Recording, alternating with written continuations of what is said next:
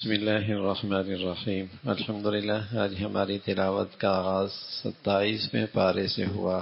اللہ کے فرشتے انسانی شکل میں حضرت ابراہیم علیہ السلام کی خدمت میں آئے، بیٹی کی خوشخبری سنائی۔ جب پتہ چلا بات کی وضاحت ہوئی کہ فرشتے ہیں، تو حضرت نے پوچھا تمہارے آنے کا مقصد مہم کیا ہے، کیوں آئے ہو؟ تو کہنے لگے قوم لوط کی ہلاکت کا سامان لے کے آئے ہیں، ان کو آسمان سے پتھروں سے ہلاک کرنا ہے، ان کی بربادی کا فیصلہ ہوا ہے۔ تو فرشتوں نے حضرت ابراہیم کی سوال کا جواب دیا، اور پھر قوم عاد اور قوم سمود اور ان مختلف قوموں کی ہلاکت کا تذکرہ ہے۔ اللہ کی قدرت بڑی ہے، زمین و آسمان کا نظام بنایا ہے۔ اللہ نے انسان اور جن کو اپنی بندگی کے لیے پیدا فرمایا۔ وہ بندہ جس کی زندگی میں بندگی ہے، ورنہ بھائی زندگی سراسر شرمندگی اور رسوائی ہے۔ جانور میں اور انسان میں فرق یہی ہے، جانور اللہ کی بندگی نہیں جانتا، عقل نہیں رکھتا۔ اللہ نے انسان کو عقل بھی دی ہے اور اپنی بندگی کی بھی تلقین فرمائی ہے۔ اگر یہ انسان اللہ کی بندگی نہیں کرتا، اللہ کہتا ہے یہ تو جانور ہے، اولئک الانعام، یہ تو کھانے پینے والا ایک جانور ہے، کھاتا ہے، پیتا ہے، سوتا ہے۔ جانوروں کے بھی گھر ہوتے ہیں، وہ بھی اچھے اچھے مکانات اور اچھی غذائیں کھایا کرتی ہیں۔ یہ کوئی انسان کا کمال نہیں ہے۔ انسان کا کمال تو یہ ہے کہ وہ اللہ کی بندگی میں کہاں کھڑا ہے، وہ اللہ کی بندگی میں کہاں کھڑا ہے۔ ایک بزرگ گزرے ہندوستان میں، مولانا قاسم نانوتوی رحمۃ اللہ علیہ، ایک ہندو کا ان سے مناظرہ ہو گیا۔ انہوں نے کہا مناظرہ کرتے ہیں ہندو اور اسلام پر۔ تو ہندو سامنے آیا، ان کا پاد جو بڑا ان کا پیشوا تھا، کہنا کہ پہلے کھانے کا مقابلہ کرتے ہیں، ہم میں سے دونوں میں کون زیادہ کھانتا ہے۔ حضرت فرمانے لگے کھانے کا مقابلہ کرنا ہے کسی جانور سے کرو، انسان کا کمال زیادہ کھانا تھوڑی ہے۔ پھر کسی کسی بیل سے اور کسی بھینس سے جا کے مقابلہ کرو۔ انسان کا کمال تو ہے اس میں بندگی کتنی بڑی ہے، اللہ کی بندگی کیسی ہے اس کی زندگی میں، یہ انسان کا کمال ہے۔ اچھا کھا لینا، اچھا پی لینا، پہن لینا، گھر بنا لینا، یہ کوئی تھوڑی انسان کا کمال ہے۔ شیر روز گوشت کھاتا ہے، اور بہت سارے جنگل کے درندے ایسے محفوظ جگہ ہیں کہ نہ گرمی سردی کا ان کا کوئی مسئلہ ہوتا ہے۔ تو یہ کوئی کمال نہیں، کمال ہے بندگی ہے۔ کون اپنی زندگی کے مقصد پہ ہے، جس کے لیے اللہ نے اسے پیدا فرمایا ہے۔ کوئی چیز اپنے مقصد سے ہٹ جاتی ہے، بے قیمت ہو جایا کرتی ہے۔ بھائی اگر آپ بھینس کو دودھ کے لیے رکھیں اور دودھ نہ دے، اور مقصد کے نہ ہو، تو کیا خیال ہے، آپ اس کو رکھتے ہیں؟ کوئی چیز بھی اپنی مقصد سے ہٹ جائے، آپ اسے اپنے گھر میں نہیں رکھتے، اور آپ کی نظر میں وہ چیز گر جاتی، وہ قیمت نہیں رہتی۔ انسان کی قیمت کا تب تک ہے جب اس میں انسان کے اندر اللہ کی بندگی ہے۔ جب بندگی نہیں ہے، اللہ کی نظروں سے یہ گر جاتا ہے۔ تو انسان کی تخلیق، بندگی صرف نماز پڑھنے کا نام نہیں، یہ بھی خیال رکھیے، بندگی صرف نماز پڑھنے کا نام نہیں ہے۔ معاملات، معاشرت، خوشی غمی، ان سب میں اللہ کو راضی کرنے کا نام بندگی ہے۔ ہر جگہ زندگی کے اندر اسلام یہ نہیں کہتا کسی جنگل میں، کسی پہاڑ میں، کسی جنگل جس جا کے اکیلے بیٹھ کے بس ذکر و اذکار کرتے رہو، نہیں، انہی گلی بازاروں میں، انہی دفتری فیکٹریوں میں، انہی غمی خوشیوں کے اندر تم اللہ کی بندگی کرو، اور بس یہ دیکھ لو کہ اللہ کی چاہت اس میں کیسی ہے اور اللہ اس میں راضی کیسے ہوگا۔ یہ زندگی کا مقصد ہے۔ پھر سورہ طور کا تذکرہ ہے، کئی ساری قسمیں ہیں، اور قسموں کے بعد اللہ نے فرمایا اللہ کا عذاب آنے والا ہے، اللہ کا عذاب واقع ہونے والا ہے۔ اور پھر حضرت جبیر ابن مطعم رضی اللہ عنہ، جو بعد میں صحابی بنے، پہلے مسلمان نہیں تھے، اپنا واقعہ بتاتے ہیں۔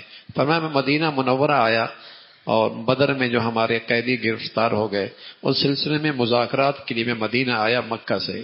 تو اس وقت اللہ کے نبی صلی اللہ علیہ وسلم سورۃ طور پڑھ رہے تھے، اور سورہ طور مغرب کی نماز میں پڑھ رہے تھے، اور اللہ کی یہ قسمیں، عربی تو جانتے تھے، قسمیں والطور وکتاب مسطور فی رق منشور والبیت المعمور والسقف المرفوع والبحر المسجود، یہ قسمیں ہیں اللہ کی۔ اور پھر اللہ نے کہا ان عذاب ربک لواقع، قسم اللہ کا عذاب آنے والا ہے۔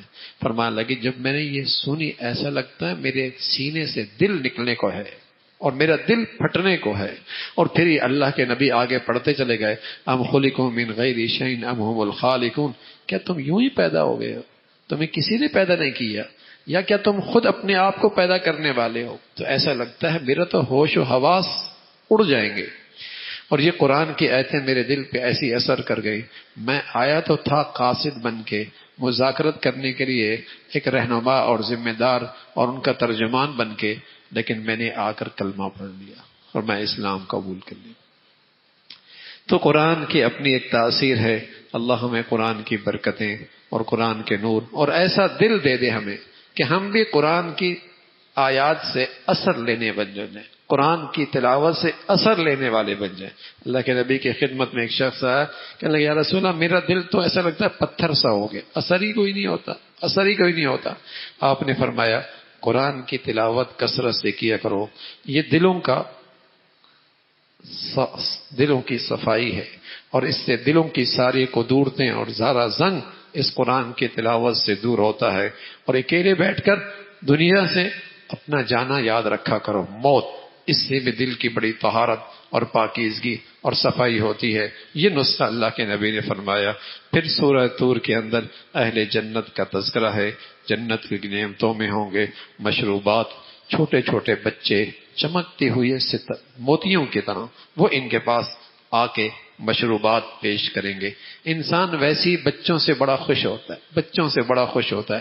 کوئی کسی سے پیسے پوچھے تم اس بچے سے کب تک محبت کرو گے, سب سے زیادہ محبت تمہیں کس سے؟ چھوٹے بچے سے.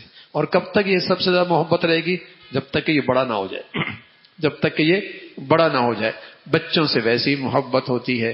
تو اللہ جنت میں بھی جنتیوں کی دل کی اس فرحت کا سامان فرمائیں گے اور اس مسرت کا انتظام کریں گے. چھوٹے چھوٹے بچے وہ مشروبات اٹھائے پھر رہے ہوں گے. فرمایا وہ موتیوں کی طرح چمکتے ہوں گے, خوبصورت ہوں گے, اور یہ جنتی آپس میں محو گفتگو ہوں گے اور کہیں گے یہ سب کچھ کیوں ہوا؟ اس لیے کہ ہم دنیا میں اللہ سے ڈرا کرتے تھے, ہمیں اس دن کا اندیشہ موجود تھا اور ہم اس دن کی تیاری میں اور فکر میں رہتے تھے. آج اللہ رب العزت نے رسوا کن عذاب سے ہمیں بچا دیا, اس کا تذکرہ فرمایا. پھر اللہ کی قدرت کا تذکرہ ہے. پھر سورہ نجم ہے. سورہ نجم, اس میں اللہ کے نبی صلی اللہ علیہ وسلم کا معراج کا واقعہ ہے. آپ کو اللہ نے اپنی قدرت کے مناظر دکھائے, جنت دکھائی, جہنم دکھائی, سدرۃ المنتہا دکھائی, اور بیت المعمور دکھایا. اوپر بھی ایک قبلہ ہے, بیت جیسے دنیامین پہ بیت اللہ ہے, اوپر بھی ایسا ہی ایک بیت المعمور ہے جس کا فرشتے طواف کرتے ہیں. فرشتے طواف کرتے ہیں اور فرشتوں کی تعداد اتنی ہے جن کی طواف میں ایک مرتبہ باری آئی ہے, قیامت تک دوبارہ باری نہیں آئی. تو وہاں بالکل اسی کی سیدھ میں اللہ رب العزت نے بیت المعمور, اوپر کا قبلہ, وہ بھی موجود ہے. تو وہ اللہ رب العزت نے آپ کو دکھائے. اللہ سے آپ ہم کلام ہوئے, جبرائیل امین کو اصل شکل میں دیکھا, اس کا تذکرہ فرمایا. اور پھر اللہ کی قدرت ہے, زمین و آسمان کا یہ سارا نظام اللہ نے بنایا ہے. ابراہیم علیہ السلام بھی اللہ کے عہد کو پورا کرنے والے تھے. قوم عاد اور سمود نے جب پیغمبروں کی تکذیب کی, اللہ نے انہیں ہلاک کیا. قرآن سے بڑھ کر سچی کتاب اور کون سی ہوگی؟ اس کی بندگی کرو, اس ذات کی اطاعت کرو. پھر سورہ قمر کا تذکرہ, قمر چاند کو کہتے ہیں, اور اس سورت کے آغاز فرمایا اقتربت الساعہ, قیامت قریب آ گئی ہے. آپ کا دنیا میں تشریف لانا اور اس سے پہلے کی جو دنیا کی عمر تھی اور آپ کے آنے کے بعد جو دنیا کی عمر ہے وہ اس کے مقابلے میں بہت تھوڑی ہے. اور آپ بھی جانتے ہیں جب مجلس سج جائے اور آخر میں مہمان خصوصی آ جائے تو کیا مطلب ہے؟ نشست برخاست ہونے والی ہے. اس پوری کائنات کے سارے نظام میں اللہ کے نبی اس کائنات کے مہمان خصوصی تھے. جب آپ تشریف لے آئے تو اس بات کی علامت تھی کہ اب یہ مجلس سمیٹی جا رہی ہے اور اس کو اب سمیٹنے کا وقت قریب آیا ہے. آپ کا تشریف لانا خود قیامت کی ایک نشانی تھی کہ اب وہ عمر جو آپ کے آنے سے پہلے کی تھی, بعد کی عمر بہت تھوڑی رہ گئی. اقتربت الساعہ, آپ فرمایا کرتے تھے میں اور قیامت ایسے قریب قریب ہیں. عمر کے لحاظ سے، زندگی دنیا کی پوری عمر کے لحاظ سے آپ کے آنے کے بعد عمر بہت تھوڑی ہو گئی. اور ویسے بھی بھائی بندہ مومن کا مرنا اس کی قیامت کا قائم ہونا ہے. آپ فرمایا کرتے تھے من مات فقد قامت قیامہ، جو مر گیا اس کی قیامت تو ہو گئی، اس کی قیامت تو، جو مر گیا اس کی قیامت تو ہو گئی. اب تو وہ سوتا رہے گا، لیٹا رہے گا قبر میں، اور پھر قیامت پتہ ہی نہیں چلے گا کتنے عرصے. کہے گا ایک دن آدھا دن میں تو سویا اور ٹھہرا قبر کے اندر، ایسا طویل وقت پتہ ہی نہیں لگے گا. اس کا موت تو مرنا ہی اس کی قیامت ہو گئی. اس کا تذکرہ.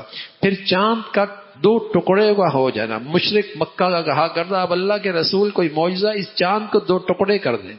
اگر آپ واقعی اللہ کے نبی ہیں، اللہ کے نبی صلی اللہ علیہ وسلم نے اشارہ کیا دو ٹکڑوں میں، دو حصوں میں چاند تقسیم ہو گیا. لیکن ضد بھی بڑی بری چیز ہے، ضد بھی بڑی چیز ہے، اور مفاد پرستی بھی بڑی بلا ہے، تکبر بھی بڑی مصیبت ہے. کہنے لگے دیکھو دیکھو پہلے اس کا زمین پہ جادو چلتا تھا، اب تو اس کا جادو آسمانوں پہ بھی چلنے لگا. نہیں مانے، معجزہ محمد رسول اللہ ہے، سبحان اللہ، پھر بھی نہیں مانا. میرے عزیزو، اگر مجھے اور آپ کو اللہ نے ہدایت دے دی نا، یہ اس کا فضل ہے، یہ اس کی مہربانی ہے، یہ اس کا کرم ہے. میرے عزیزو اس کا کرم ہے یہ. ہاں، لوگ آسمانوں پہ پہنچ گئے، چاند ستاروں پہ پہنچ گئے، انہیں اللہ سمجھ میں نہیں آیا، انہیں اللہ سمجھ میں نہیں آیا. یہ اللہ کے نبی علیہ الصلوۃ والسلام کو دیکھ رہے تب بھی حق نصیب نہیں ہوا. چاند دو ٹکڑے دیکھ رہے تب بھی حق نہیں ملا. اللہ حفاظت فرمائے. یہ اللہ کا کرم ہے. قوم عاد، قوم سمود، اور پھر ان کی ہلاکت، اور قوم لوط کا تذکرہ ہے. اللہ کی پکڑ میں آئے، کل قیامت کا دن کا تذکرہ ہے. کس انداز سے جہنمی جہنم میں گھسیٹے جائیں گے، اور رسوائی اور ذلت کا ان کا سامان ہوگا. اللہ ہر چیز پہ قادر ہے. پھر سورہ رحمان کا تذکرہ ہے. سورہ رحمان مفسرین نے لکھا یہ پورے قرآن کی زینت ہے، پورے قرآن کی زینت ہے. اور ایک ہی آیت 10 بار فَبِأَيِّ آلَاءِ رَبِّكُمَا تُكَذِّبَانِ. اللہ کے خزانوں میں الفاظ کی کمی تو کوئی نہیں، اللہ کے خزانوں میں الفاظ کی کمی تو کوئی نہیں. ایک ہی لفظ تو قرآن میں بار بار کوئی دوسرا لفظ آتا. اللہ کے پاس الفاظ کی کمی ہے، لیکن قرآن معلومات کی کتاب نہیں ہے. قرآن تو نصیحت کی اور ہدایت کی کتاب ہے.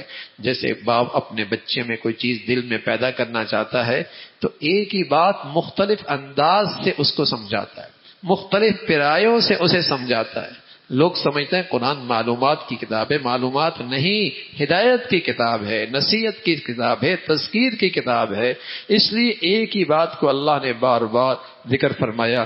تم اللہ کی کن کن نعمتوں کا انکار اور جھٹلاؤ گے. اللہ کی انگنت نعمتیں ہیں، لیکن جس نعمت کا سب سے پہلا ذکر کیا الرحمن علم القرآن، سب سے بڑی نعمت کیا ہے؟ اللہ نے تمہیں قرآن جیسا انعام نصیب فرمایا.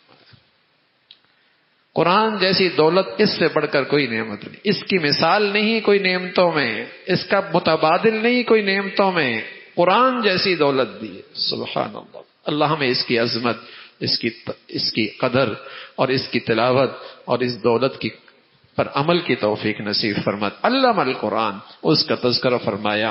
پھر مادی نعمتیں اللہ نے زمین و آسمان کا یہ سارا نظام، اور کس طریقے سے سبزہ اور بہار اور مشرق مغرب کا سارا نظام، یہ سب اللہ نے فرمایا. فرمایا انسان نے مرنا ہے اور ہر ایک پہ فنا آنی ہے.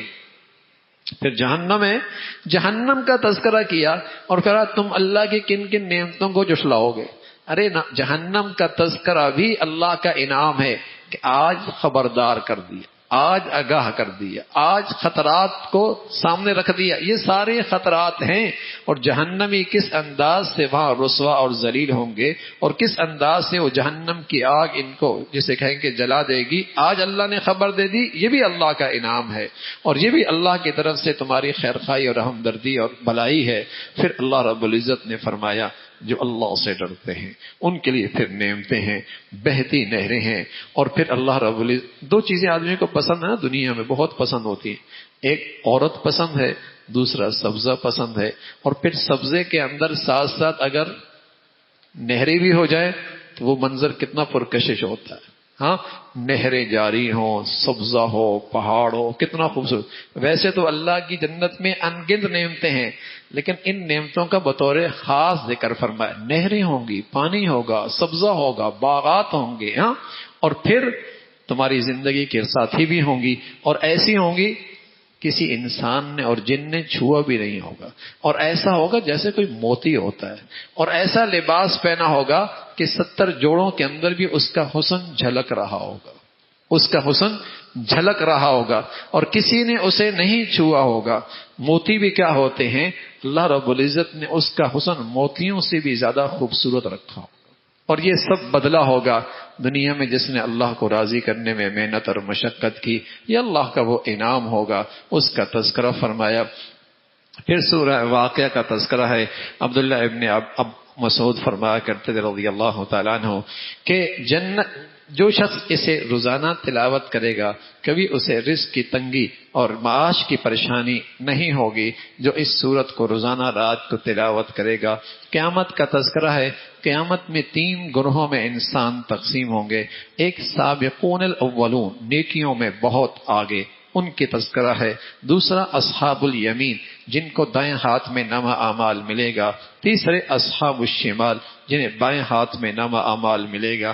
جنت میں جانے والے، پھر جنت کا منظرنامہ ہے اور اس خوبصورتی ہے، بس اتنا ہے تازہ گوشت ہے، بیٹھا ہوگا مسیحریوں میں، گپ شپ لگ رہی ہوگی، پرندہ اڑ رہا ہوگا، چاہت ہوگی یہ اس کا گوشت مل جائے اور اس کا روس بن کے مل جائے، لمحوں کے اندر روس اس کے سامنے ہوگا، پیٹ بھر جائے گا۔ سبحان اللہ، پیٹ بھاری نہیں ہوگا، ایک اندر سے ہوا نکلے گی اور وہ اتنی خوشبودار ہوگی کہ اس سے اس کا پورا ماحول اور معطر ہو جائے گا، کھانا بھی ہضم ہو جائے گا۔ بھائی جنت تو کیا ہے؟ تبھی تو جبرائیل امین فرمایا کرتے تھے جب اللہ نے دکھائی نا، اللہ کوئی اس کا تذکرہ بھی سنے اور پھر بھی سویا رہ جائے، اور پھر بھی غافل رہے، اور پھر بھی اس کی طلب میں نہ ہو، پھر بھی اس کی جستجو نہ کرے، پھر بھی اس کے لیے مر مٹے نہیں، ہاں ایسا بھی کوئی ہوگا۔ لیکن جب اللہ نے اسے کچھ ناگواریوں سے اور کچھ مجاہدوں سے اور کچھ نفس کی خواہشات کے جسے کہیں کہ قربانیوں کے ساتھ اسے چھپایا نا، کہ اللہ اب تو بہت دھوکے کھائیں گے، اب تو بہت گریں گے، اب تو بہت محروم ہوں گے۔ سچ یہ ہے کہ رسول اللہ صلی اللہ علیہ وسلم کا یہ ارشاد کافی ہے، اللہم لا عیش الا عیش اللہ، اللہ زندگی تو کل کی زندگی، زندگی تو کل کی زندگی ہے بھائی۔ ہاں یہ کیا زندگی ہے؟ یہ تو اس زندگی کی کمائی کا موسم ہے بھائی، اس کے لیے جیو۔ ہم ساری زندگی جیتی اس دنیا کے لیے، اور جب سب کچھ جیتے اس کے لیے ہیں، کے جی سے لے کر یونیورسٹی تک، اور پھر کمائی۔ عجیب بات ہے، جب کچھ آتا ہے تو زندگی کا لطف ختم ہو چکا ہے، گھٹنوں میں درد، پیٹ میں درد، ہاں ادھر درد ادھر درد، دانت گر رہے، دماغ شل ہو رہا، ہاں جب کچھ آیا تو کھانے کے قابل ہی نہیں رہا، جب کچھ بنایا تو رات کو نیند ہی نہیں آئے گی۔ یہ کوئی زندگی ہے؟ تو اس کے لیے جیو جہاں نہ یہ مسائل ہوں گے، صحت تو صحت، جوانی تو جوانی، حسن تو حسن، زندگی تو زندگی، جہاں ساری نعمتوں کے محرومی کا کوئی سلسلہ نہیں ہوگا، کوئی نعمت نہیں جائے گی، وہ زندگی ہے۔ اللہ ہمیں اس زندگی کا سچا طالب بنا دے، سچا طالب بنا دے۔ پھر جہنمیوں کا تذکرہ، جنت کا بھی تذکرہ قرآن کرتا ہے، جہنمیوں کو تذکرہ کرتا ہے۔ یہ وہ لوگ تھے جہنم میں جو کہتے ہیں مرنے کے بعد تھوڑی زندگی ہے، مرنے کے بعد کیسے جئیں گے؟ فرمایا جو ذات ہے انسان کو پانی سے پیدا کر دیتی ہے، اور جو ذات زمین کے اندر پانی جسے کہیں کہ مٹھاس پیدا کرتی ہے، اس ذات کے لیے یہ سارا نظام دوبارہ قائم کرنا کیا مشکل ہے؟ جو سبز لکڑی کے اندر آگ کی صلاحیت پیدا کر دیتی ہے، اس ذات کے لیے یہ سب اللہ کی قدرت ہے۔ جیسے اللہ کی معرفت پیدا ہو جانا، یہی اس سورہ نظام سے اور اللہ کی قدرت کا سبق ہے، اس کا تذکرہ فرمایا، قرآن کا ادب بتایا۔ طہارت کے ساتھ اسے اٹھاؤ، اس کا احترام کرو، اس کو عزت دو، اس کا ادب کرو، اس کا تذکرہ فرمایا۔ فرمایا مرنا تو ہے اور تم اپنے سامنے مرنے والوں کو دیکھتے ہو، ہمت ہے تو روح واپس کر لو، روح واپس کر لو، تمہارے سامنے اس کی روح نکل رہی ہو، لیکن تم بے بس ہوتے ہو، کچھ نہیں کر سکتے۔ پھر سورہ حدید ہے، اللہ کی بڑائی، اللہ کی قدرت، مردوں سے زندہ، زندوں سے مردہ، یہ پیدا کرنا اسی کی ذات ہے۔ پھر حضرات صحابہ 2 قسم کے مسلمان تھے، ایک فتح مکہ سے پہلے مسلمان ہوئے. اور فتح مکہ سے پہلے کا دور بڑی قربانیوں کا تھا، بڑے مجاہدوں کا تھا، بڑے مجاہدوں کا تھا. فرمایا ان کی فضیلت ان سے زیادہ ہے جو فتح مکہ کے بعد مسلمان ہوئی، اس لیے کہ فتح مکہ سے پہلے بڑی قربانیاں، بڑی مجاہدے، بڑی تکلیفیں، بڑی آزمائشیں تھیں. لیکن ساتھ فرمایا سارے کے سارے صحابہ جنتی ہیں، سارے کے سارے صحابہ جنتی ہیں اور سب اللہ ان سے راضی ہے.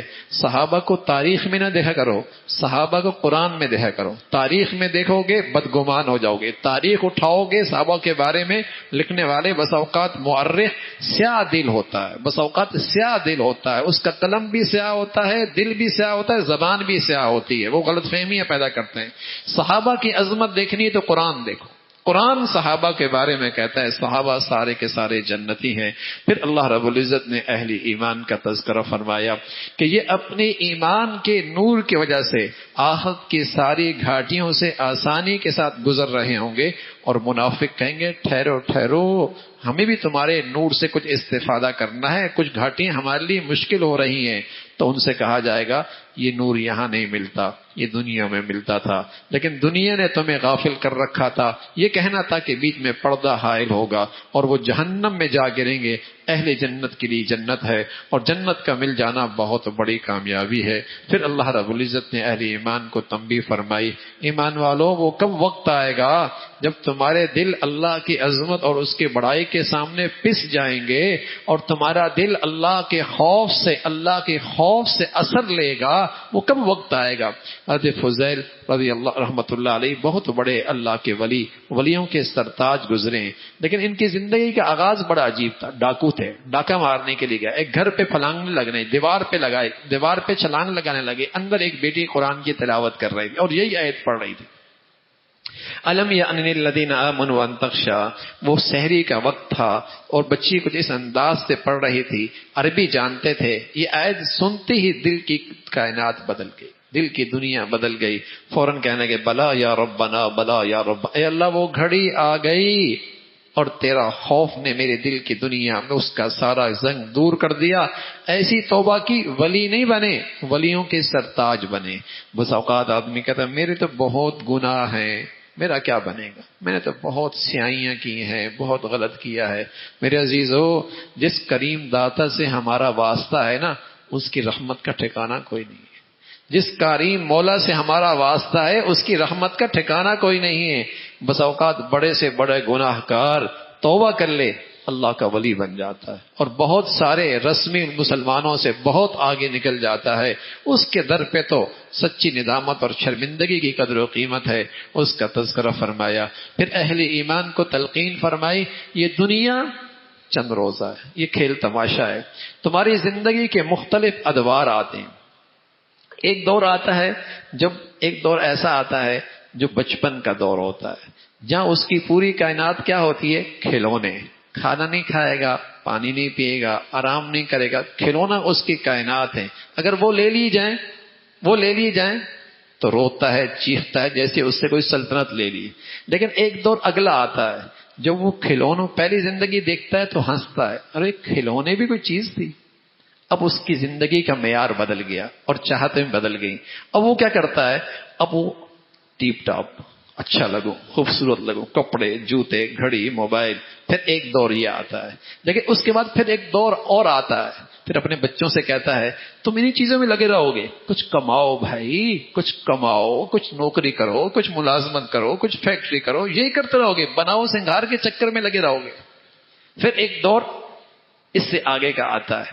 اللہ نے فرمایا یہ سارے دور آتے ہیں، لیکن جب آنکھ کھلے گی نا ایک نیا دور شروع ہوگا مرنے کے بعد، تو اپنے سارے ان پہلے حالات پہ افسوس کرے گا.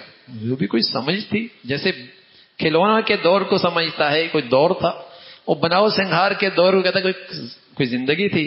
اور جب مال و دولت کی دور آیا تو پچھلے دور کے بارے میں اس جگہ کے تنقید کرتا ہے، منع کرتا ہے. جب آنکھیں کھلیں گی پھر کہے گا کھلونے بھی نہیں تھے بھائی، بناؤ سنگھار بھی نہیں تھا، مال و دولت پہ فخر کرنا بھی کوئی بات نہیں تھی، یہ سب کم عقلی کی بات تھی. عقل مندی کی بات کیا تھی؟ اب سمجھ میں آئی ہے. کاش نیکیوں کی زندگی ہوتی، آج جو زندگی میں کام آتی اور آخرت کا سرمایہ بنتا. تو اللہ رب العزت فرمایا یہ سارے ادوار انسان پر آتے ہیں اور پچھلے دور کے بارے میں شرمندہ ہوتا ہے. جب سوچتا بھی ہے تو شرمندہ ہوتا ہے. ہاں، اور مرنے کے بعد اپنے تمام ادوار پہ شرمندہ ہوگا اگر وہاں کا سرمایہ اکٹھا نہ کیا. پھر انسان کی زندگی کیا ہے؟ انسان کی زندگی اللہ نے فرمایا بارش جیسے بارش ہوتی ہے، کونپل اگتی ہے، سبزہ ہوتا ہے، پھر اس کے اندر بالیاں آتی ہیں، گندم آتی ہے، اور ایک وقت آتا ہے وہ سب اس کے پک جاتی ہے، پھر دنیا کٹائی کرتی ہے اور پھر اس کا بھوسا اڑ جاتا ہے، دانے الگ ہو جاتے ہیں، پھر وہ زمین ایسی چٹیل ہو جاتی ہے کہ پتہ ہی نہیں لگتا یہاں پہلے کیا چیز تھی. ایسی بھائی انسان کا بچپنا، پھر جوانی، پھر بڑھاپا، پھر بڑی شہرت، پھر بڑا نام. ایک وقت آتا ہے لوگوں کے دماغوں سے یہ بھول جاتا ہے، کوئی اسے یاد نہیں کرتا، کوئی اسے یاد نہیں کرتا کون تھا بھائی، سب بھول گئے. فرمایا انسانی زندگی پر بھی یہ سارے احوال آتے ہیں. پھر ایمان والوں کو تلقین فرمائی نکلو نا، مقابلہ کرو نا، مقابلہ کرو، ایک دوسرے سے آگے بڑھو، لیکن دنیا میں نہیں بھائی، آخرت کے لیے مقابلہ کرو، جنت تر کی طلب میں مقابلہ کرو، اللہ کی بخشش میں ایک دوسرے سے آگے بڑھو. یہ ہے میدان مقابلے کا، یہ ہے میدان مقابلے کا. اور وہ جنت جس کی وسعتیں زمین و آسمان سے زیادہ ہیں اس کا تذکرہ فرمایا. فرمایا دنیا سے کوئی چیز ہاتھ نہ آئے زیادہ افسوس کرنے کی ضرورت نہیں، اور کچھ آ جائے تو زیادہ اترانا اور تکبر کرنے کی ضرورت نہیں. کچھ چلی جائے تو افسوس نہ کرو، کچھ مل جائے تو زیادہ اتراؤ نہیں. صبر کرو، شکر کرو، یہ زندگی ہے. صبر کرو، شکر کرو، یہ زندگی ہے. اس کا تذکرہ فرمایا. پھر حضرت نوح علیہ الصلوۃ والسلام، دوسرے انبیاء کا تذکرہ. پھر فرمایا جو بھی اہل کتاب کا آخری نبی پر محمد رسول اللہ پر ایمان لے کے آئے گا اسے دگنا اجر ملے گا. پہلے نبی کے پر ایمان لانے کا بھی اور آخری نبی پر بھی ایمان لانے کا بھی اس کا تذکرہ فرمایا. پھر بہت سارے اہل کتاب آپ پر ایمان اس لیے نہیں لاتے کہ آپ کی رسالت بنی اسرائیل میں سے نہیں ہے، ان میں سے آپ رسول نہیں ہیں. یہ حسد تھا ان کو، اور یہ ان کے اندر ایک کینہ تھا. فرمایا اللہ کا فضل تم تقسیم نہیں کرتے، اللہ کا فضل، اللہ کے خزانے اسی کے پاس ہیں. وہ جس کو چاہے اپنے فضل سے نواز دے، اور وہ بڑے فضل والی ذات ہے. اللہ عمل کی توفیق نصیب فرمائے.